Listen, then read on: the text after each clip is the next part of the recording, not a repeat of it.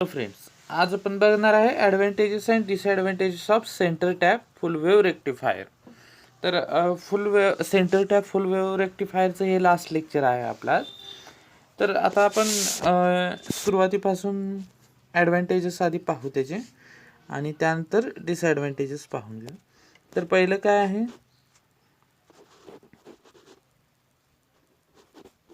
ॲडव्हांटेजेस.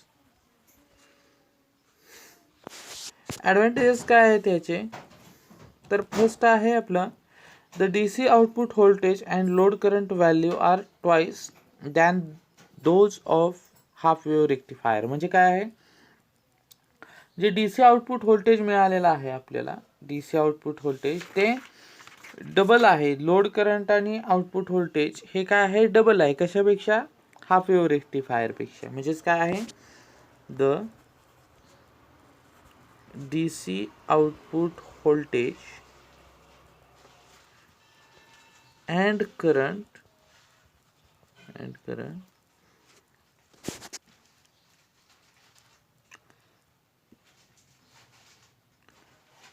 are twice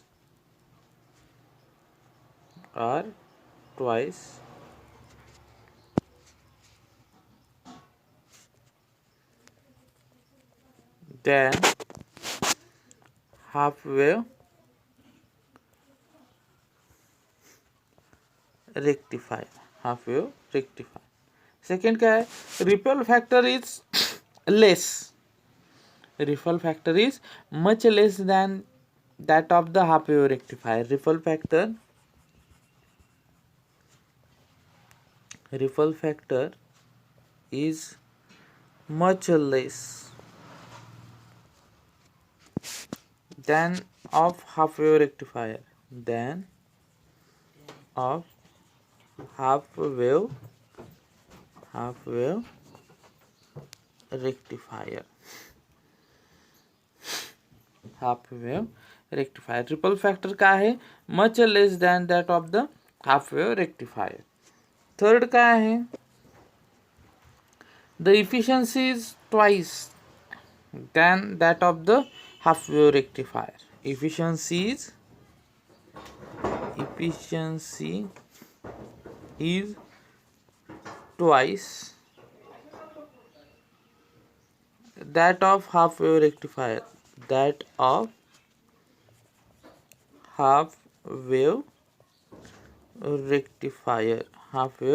efficiency काय आहे, double आहे. कशापेक्षा, हाफ वेव्ह रेक्टिफायर आहे. हे जे तीन ॲडव्हांटेजेस आहेत, हे जे तीन काय आहे, ॲडव्हांटेजेस आहेत. आता डिसॲडव्हांटेजेस पाहू आपण.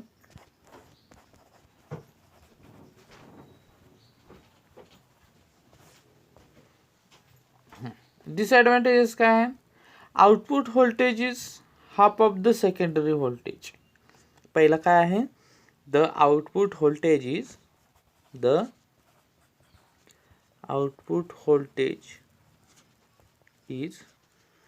Half of the secondary voltage. Half of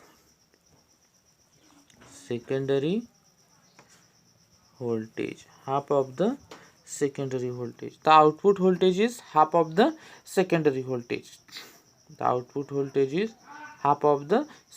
voltage. Next काय आहे, peak inverse voltage of the diode is twice. हे सर्वात महत्वाचं आहे. Output voltage is half of the secondary voltage.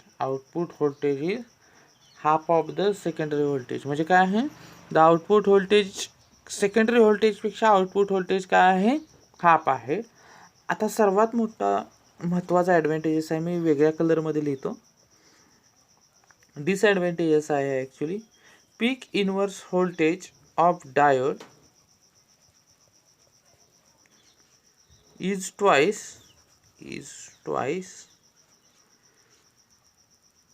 that of diode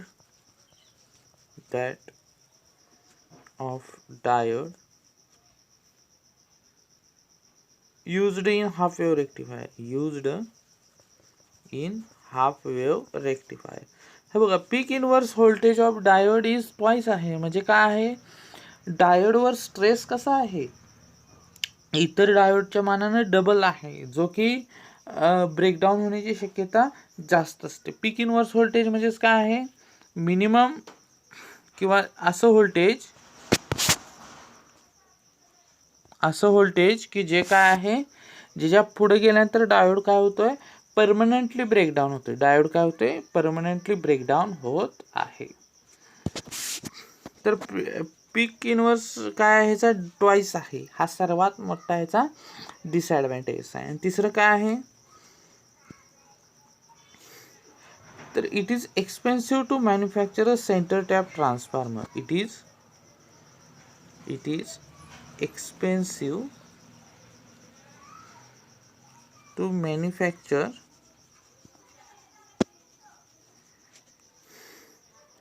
centre tap transformer. आता इथं शॉर्टकटमध्ये लिहितोय, कारण का ट्रान्सफॉर्मर बघा की आपला साधा जो ट्रान्सफॉर्मर असतो त्याचीसुद्धा कॉस्टली असतो. सेंटर टॅप ट्रान्सफॉर्मर साधारणतः 200च्या आसपास येतो. बाकी आपण जे स्मॉल स्केलसाठी जर रेक्टिफायर बघितला तर ₹1 ₹2 येतो. पण सेंटर टॅप ट्रान्सफॉर्मरच त्याचा ₹200च्या दरम्यान येतो. त्यामुळं व्हेरी कॉस्टली आहे ही सिस्टीम.